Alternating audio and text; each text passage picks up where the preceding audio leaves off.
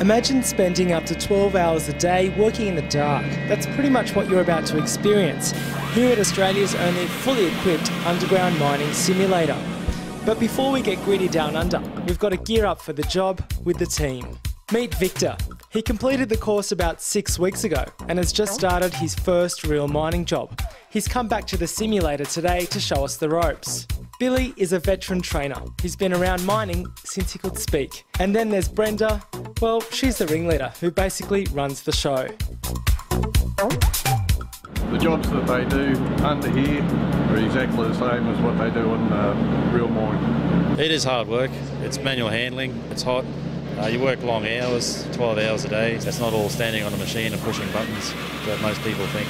Victor's one of 58 young people that have been through this course since it kicked off a couple of months ago. With the mining boom going strong in Australia, it's estimated that more than 60,000 jobs need to be filled by 2015. The simulator's been set up here in Mackay to fast-track the training of cleanskins, or people with no mining experience, in the hope that the industry demand will be met. My average day is getting up at 4, leaving by 5, then it's a short drive out to the mine site, then it's kitted up, sign the register before we go, and we have our morning meeting, and by 6 it's jumping in whichever particular piece of machinery or drift runner, going down underground and setting up conveyor belts, drilling holes, cleaning up, doing all sorts of jobs. Some jobs go for a day, some tasks go for a couple of weeks. One of the most common things I do nowadays is setting up conveyors. Some of these conveyors go anything from 300-400 metres up to 2 kilometres, and it's all done by hand.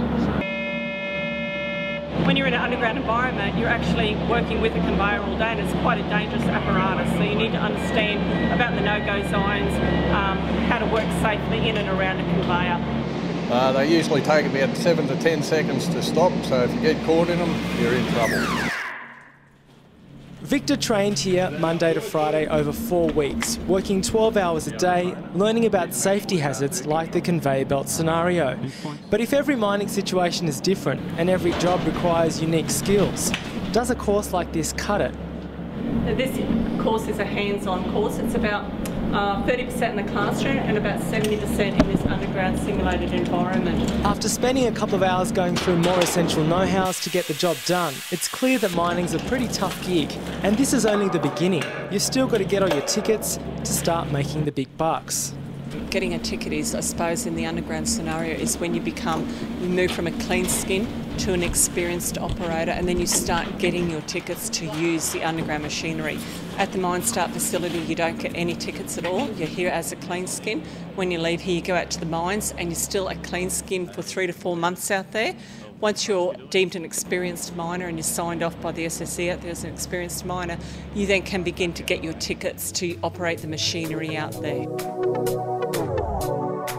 For all the young people out there that are interested in or thinking of going into mining, I'd say look into it, find out what is it that you want from mining.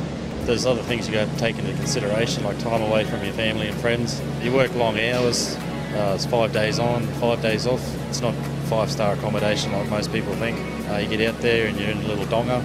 It's pretty much 3 metres by 4 metres, single bed. You get a fridge, that's it. It can be lonely at times.